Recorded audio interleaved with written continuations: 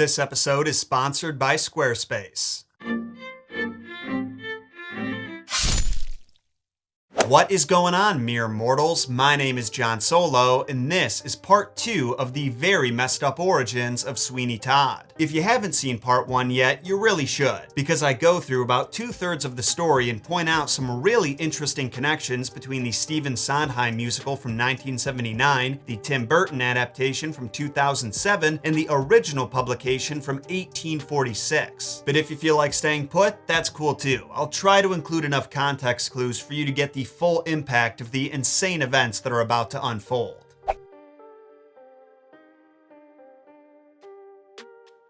As different as the original story is from the musical, their plots follow a very similar formula. They start off kind of slow, but their momentum builds fast, and their third acts are a whirlwind of plot twists and revelations that culminate into an epic conclusion. If you haven't heard either of these stories before, you're in for a roller coaster ride with this episode. Just be sure to stay until the end because the payoff is worth it. So when we left off, both versions of Sweeney Todd were doing pretty well for themselves. In the musical, he and Mrs. Lovett had just set up a scheme where Todd murders the randos who walk into his barbershop and Lovett cooks them into pies to sell to customers. This is Todd's way of taking revenge against the city that robbed he and his wife of their daughter and life. And his ultimate goal is to kill the pervy Judge Turpin and his right-hand simp for orchestrating the plot that broke their family apart. So while his methods wouldn't exactly be considered noble, Sweeney is motivated by pain and rage, and in a way, it's hard not to pity the guy. In the Penny Dreadful series that this story came from, Todd and Lovett have the same operation going, but in that version, Todd's only motivator is his greed. He wants to get rich and get the hell out of London, so he robs the innocent people that he murders and then uses Lovett's pie shop to dispose of their corpses. It just so happens that one day, Todd's goal would suddenly appear within his grasp when he finds a priceless string of pearls on one of his victims. And once those are in Sweeney's possession, all of his actions revolve around finding a safe way to sell them. This pearl necklace is what sets the entire plot in motion, a fact I find very interesting considering there is no pearl necklace to be found in the musical. Though Helena Bonham Carter looks like she's ready for one. Oh, that's gross. Now, Sweeney Todd was a clever fellow and managed to come up with an excellent strategy for exchanging these pearls for cash. After paying a considerable amount to buy extravagant clothes, rent a stagecoach, and make himself look unrecognizably fancy, he swindled a pawnbroker into lending him £7,500 and holding on to the pearls as insurance. After his successful hustle, Sweeney returned to his shop to find that his apprentice, Tobias, had broken into his back room and discovered the piles of loot he'd collected from his victims. So he kidnapped the boy and bribed the evil Dr. Fogg to lock him up in his madhouse. I believe that this inclusion of the madhouse is what inspired its use in the musical, when Sweeney's estranged daughter Joanna is locked up by her sexually repressed adopted father, who is real mad she didn't want to marry him. Both Tobias and Joanna make some pretty epic escapes too. In the musical, Anthony follows Sweeney's plan of sneaking into the madhouse Agent 47 style and donning the disguise of a wig maker. He requests blonde hair, which Joanna has, then he holds the doctor at gunpoint to get her out of there. An interesting difference between the two musicals is that in the stage play, Anthony drops his gun and Joanna shoots the doctor herself, while in the movie, they leave the doctor to be torn apart by the remaining inmates. Either way, Dr. Fogg gets his karmic deliverance. In the book, Tobias's escape is a bit more messy. After the door of his cell is accidentally left unlocked by one of the guards, he sneaks into a woman's cell nearby, and together, they escape Andy Dufresne style through a tunnel that she had dug with her bare hands. That tunnel brought them to an abandoned gardening shack in the madhouse yard, and their last obstacle was to scale the high wall that surrounded the asylum, which they were prepared for. Tobias climbs up a nearby tree, carefully pulls himself onto the wall, then ties the rope they made from torn off quilt around the great big iron spikes on top of the wall. Next, he watches with bated breath while his fellow escapee starts to climb up the rope.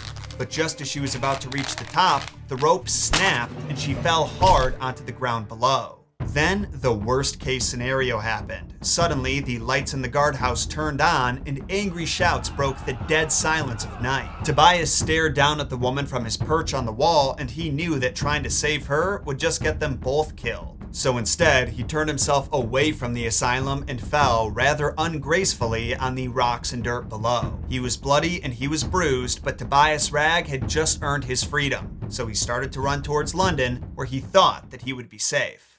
Not quite as smooth an exit as Joanna and Anthony's, but their nightmare is only just starting. We have officially reached the grand finale of the musical, where the truth is finally revealed and everyone bleeds everywhere. At least that's how it goes in Tim Burton's adaptation. The stage play has surprisingly little blood for being about a killer that slits people's throats. More squeamish folks might think that Burton indulged in the blood a little too much. I mean, there's enough of it that I can't even show you the full footage without YouTube age restricting this video, but I do like his rationale for upping the gore effects. He said that everything is so internal with Sweeney that the blood is like his emotional release. It's more about catharsis than it is a literal thing. I mean, it looks pretty literal to me, but that's a cool way to think about it. The fountains of blood are the visual representation of Sweeney's internal suffering being released. So at this point in the musical, all of the plot's moving parts crash into each other. Toby, Lovett and Todd's assistant, is starting to put together that Mr. Todd has been up to no good,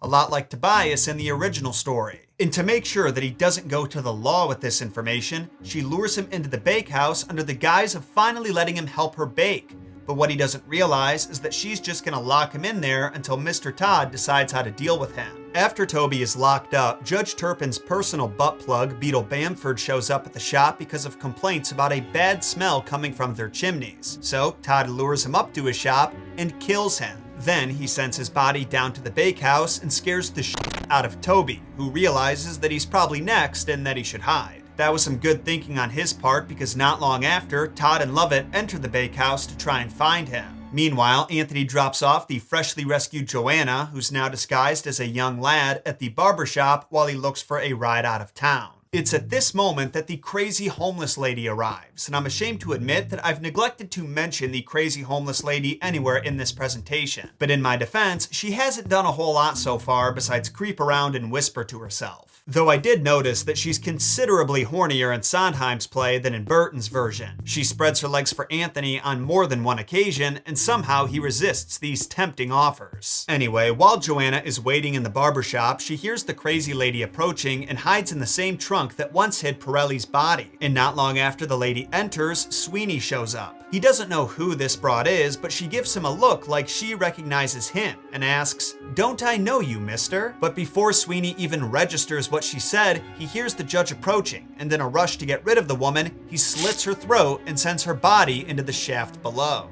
Mere seconds later, the judge enters the shop, and Sweeney lies to him, saying that Joanna escaped from the madhouse and that she's on her way here to reunite with his handsome ass. Then he convinces the judge to sit down for a shave because he needs to look best for his bride-to-be. And finally, after singing one last duet with the man who stole his life away from him, Sweeney Todd reveals his identity as Benjamin Barker and sends the judge to hell. Revenge is sweet, but it has a bitter aftertaste. Sweeney discovers Joanna hiding in the trunk and, mistaking her for a boy, throws her in his chair to give her one of his signature shaves. Remember, this is the first interaction he's had with his daughter since they were separated 15 years ago. It's fortunate that neither of them know the other's true identity, but it's tragic nonetheless. Lucky for Joanna, Sweeney's death blow is interrupted by the sound of Miss Lovett screaming, and she's able to run away. The barber then goes to the bakehouse to see what the hell is going on, and when he gets a better look at the homeless woman's face, he realizes that she was right when she said she knew him. The woman was none other than Lucy, Sweeney Todd's wife. Mrs. Lovett led the barber to believe that Lucy died after drinking poison, but she never told him the whole story. Lucy survived. She had just lost her mind. And after learning this truth, that he could have reunited with his wife and tried to help her heal instead of going on this blood-soaked quest for vengeance, he throws Mrs. Lovett in the oven just to give her a preview of where her soul is headed. Then, while Sweeney mourns over Lucy's corpse, Tobias sneaks up from behind and slits his throat, sending the barber's soul down the same chute as the baker's. And everyone lived happily ever after. Wait, that doesn't sound right. No, in this case, it seems like every character died scared, sad, and in a lot of pain. Many of them were murderers and sex criminals, so they totally deserved it, but they were still human, and seeing the misery they inflicted on others reflected back at them is somehow both satisfying and saddening. While as grand a finale as that was, it does have some stiff competition with the book's conclusion, and we'll get into that after a word from our sponsor, Squarespace. Are you an artist, a small business owner, or a creator? Do you need a way to market yourself that isn't totally reliant on the unpredictable algorithms of social media? Well, building your own website is a great place to start, and that's where our friends at Squarespace come in. They are far and away the industry leaders in DIY website creation, and part of what makes them so special is how they streamline the design process. All you have to do is choose one of their dozens of award-winning templates, then customize it for your needs. You can add galleries of artwork, playlists for music, or if you're trying to make some money, you can open up an online store to sell your merchandise. I also want to add that the more you look into these features, the more impressive they get. Like Squarespace even allows you to manage the shipping and fulfillment of the orders you receive. You can offer more than one shipping option, you can order and print your shipping labels, or even offer local pickup if that suits your needs better. They even make it easier to gauge how your website is performing with their advanced search engine tools and analytics. So if you want to take your hobbies or passion projects to the next level, go to squarespace.com/JohnSolo and sign up for your free trial. Then be sure to use code JohnSolo for 10% off your first purchase, whether it be a website or a domain.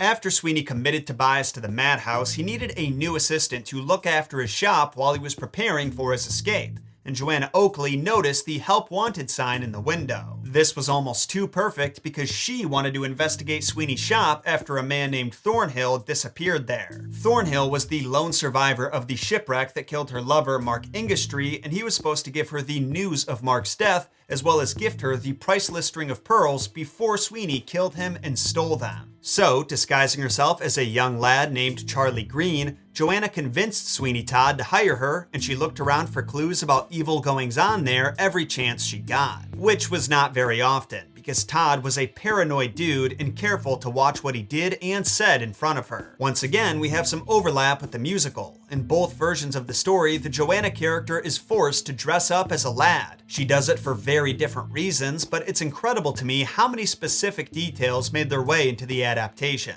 Joanna doesn't end up learning a whole lot during her time as Todd's apprentice, but she does overhear one juicy conversation he has with a customer who just so happened to work for the same pawnbroker that Sweeney sold the pearls to. The customer says that he has the pearls in his possession right now and that he's in the city to try and track down the owner. Kind of ironic considering the rightful owner and previous owner are both in the same room with him at that moment. After Sweeney hears this, he realizes he could steal the pearls back from this guy and sell them elsewhere to double his profit. So he sends Joanna out of the shop to run some errands, and when she returns, the man is gone, while Sweeney is in an oddly good mood. So while Joanna is deep undercover, Colonel Jeffrey and Sir Richard Blunt are conducting their own due diligence. Jeffrey was on the boat that saved Thornhill, and Blunt was a civil officer who had a bad feeling about the barber for a while now. I believe that these characters were a loose inspiration for Judge Turpin and Beetle Bamford, because like those two, they're also authority figures who are enemies to Sweeney Todd. And similar to Turpin, the Colonel makes a pass at Joanna, who is way too young for him. But unlike the judge, Jeffrey politely accepts the rejection and continues to help Joanna instead of letting his po widow feelings be hurt. Anyway, Blunt and Jeffrey's theory that something sinister is going down at Sweeney's shop gets confirmed when they stake out the place and witness a rich man enter but never leave. Then Blunt responds to some reports of a foul odor emanating from the vaults below St. Dunstan's church, and when he finds the source of the stench deep in the tunnels, he realizes the situation is much worse than he thought and that he needs to act fast. He and Jeffrey start putting together a plan to bust Sweeney Todd once and for all. Meanwhile, Sweeney is at Mrs. Lovett's. She called him over because her cook is no longer cooperating and needs to be dealt with. Unfortunately for Lovett, Sweeney had his own reasons for visiting. With him heading out of town, she would be expecting her half of their loot, but he didn't really feel like sharing anymore. So he snuck some rat poison into her brandy when she wasn't looking. Mr. Todd watched Lovett take a few swigs before he left her shop, promising to deal with her insubordinate employee that night. Then he goes back to his shop to resume packing, but before he can duck into his back parlor, a farmer walks through the door and insists on a shave. While the farmer's being lathered up, he tells the barber that he's in the city selling livestock and quietly mentions that he has a 500-pound banknote hidden in his boot, which was enough to convince Sweeney that he had to die. The barber excuses himself to get a new razor from the back parlor, and when he exits the room, the farmer, who's not really a farmer, stands up and watches as the platform his seat was sitting on is revealed to be on a wheel-like mechanism. It tilts backward, sending whoever is sitting in it falling headfirst into the 20-foot abyss below it, while an identical chair bolted to the other side of the platform is pushed up to replace it. After witnessing this, the fake farmer sat back down like everything was perfectly normal, and when Sweeney Todd returned to see him still in the chair, he realized he'd just fucked up. The farmer, who was really Sir Richard Blunt in disguise, sprang from his seat and tackled Sweeney to the ground. Then 2 more officers who were hiding in the cupboard jumped out to assist with the arrest. Sweeney Todd's reign of terror had finally come to an end. Joanna Oakley was now safe, and the truth about what happened to Thornhill would soon be revealed. But first, another arrest had to be made, so Richard Blunt and his squad went to Mrs. Lovett's. When they arrived, it was at the peak of Lovett's busy hour, and she was waiting on a fresh order of 100 meat pies to come up through the dumbwaiter. Only when that hatch opened, she got a lot more than she bargained for. Her imprisoned assistant was hiding under the tray of pies, and as soon as he was in the clear, he jumped out of the dumbwaiter and made an announcement for all the customers to hear. The delicious pies they were consuming were made of human flesh. The uproar that followed this announcement was one for the ages. Customers were screaming, crying, projectile vomiting, and a policeman sent by Sir Richard stepped up to arrest Lovett. Before he could restrain her though, her eyes went wide, her skin turned purple, and she fell to the ground with a thud. Sweeney Todd's poison had just kicked in, and it killed her on the spot.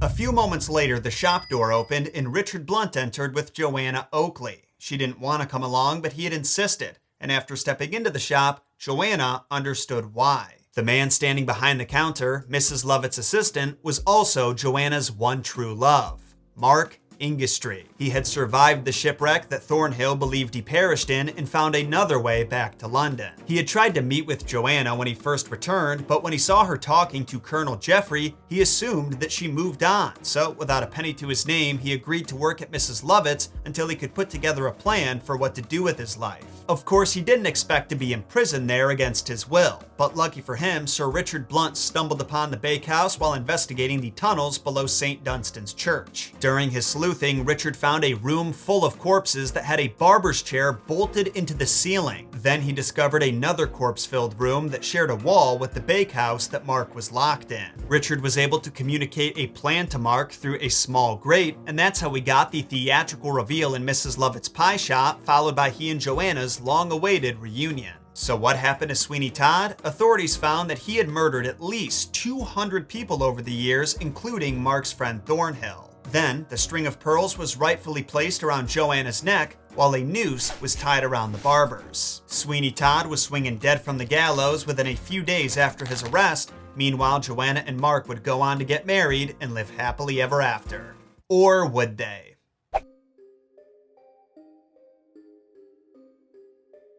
When I closed the String of Pearls book after reading it for the first time, it was a satisfying moment. The story was 39 chapters long, written in flowery Victorian language, and had some truly pointless side stories that didn't move the main plot along at all. But the payoff at the end made all that time I invested feel so worth it. Now imagine my surprise when I was editing part 1 of our Sweeney Todd series and stumbled upon a version of the book published online that had 134 additional chapters. No! God, please, no! No! No! Obviously, I had to dig into this, and it turns out that the popularity of the String of Pearls gave its publisher, Edward Lloyd, some serious financial incentive to keep the story going. So in 1850, 3 years after the story finished its original run, he ordered for the ending to be reworked and new chapters added every week until people stopped buying them. This resulted in the 39-chapter story being stretched across 173 total chapters. And while I'm not going to bother going through all of them, there are some hysterical and horrifying highlights that I know you're going to appreciate. So there's no major differences between the original and expanded publications until Tobias's escape from the madhouse. That's when they start adding chapters following events that happened off camera in the original. Like Tobias's adventures weren't over when he left the asylum. In this version, he was swarmed by a crowd of people after he got over the wall and was rescued by Colonel Jeffrey, who brought him to his house to recover. Meanwhile, his fellow escapee who fell from the wall suffers a terrible fate. Dr. Fogg and his assistant throw her down a well, and when she clings on to any surface she can to save herself, they chop off her hands, sending her falling into the darkness below. You know, a lot of people die in this story, but for some reason that one was the most disturbing to me. Anyway, over at the Colonel's house, Tobias is still a bit loopy after what Sweeney Todd put him through, so to shake him out of his breakdown, Tobias's mom brings over a girl who Tobias had a crush on named Mina Gray. And I've gotta say that while I haven't fully read these expanded chapters, I love this character. When she sees Tobias in his sad state, she immediately feels empathetic and wants to help him. Then, when Sweeney Todd breaks into the house to kill his apprentice once and for all, she goes akimbo with 2 of the Colonel's pistols and threatens to blast his face off, giving the cowardly barber no choice but to run away. Some other scenes the expanded edition includes are when Richard Blunt found Mark Ingistry in the bakehouse connected to the vaults, Sweeney Todd walking by a poor woman whom he made a widow and her sad fatherless children, then refusing to give them any change, and a pretty hilarious moment where Todd tries to kill Lovett by pushing her out of a rowboat.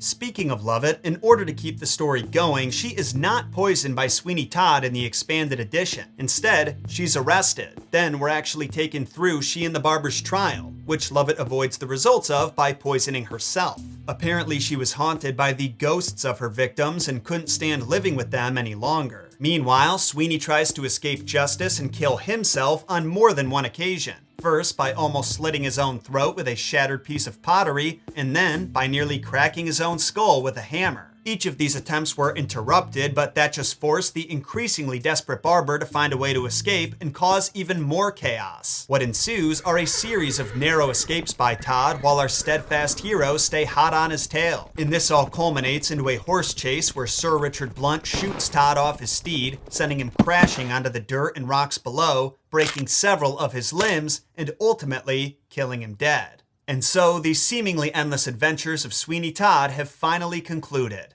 But our series on them hasn't. Believe it or not, we still have more analysis to do, more connections to make, and of course we gotta discuss the real-world events that may have led to the Demon Barber's creation. So expect all of that next week in part 3 of our Sweeney Todd series. In the meantime, thanks for watching this episode. Now if you don't mind, go ahead and slit the throats of the like and subscribe buttons to sacrifice them to the algorithm gods and get more content like this sent to your sub box every Thursday. And to those who haven't followed the show on your favorite podcast platforms yet, I would highly recommend doing that because all of our new content gets posted there and it's a great backup for when YouTube system doesn't want to work, which is most of the time. I'll speak with you again next week in what will actually be the conclusion of this year's Spoopathon. Until then, my name is John Solo, and don't forget, John shot first.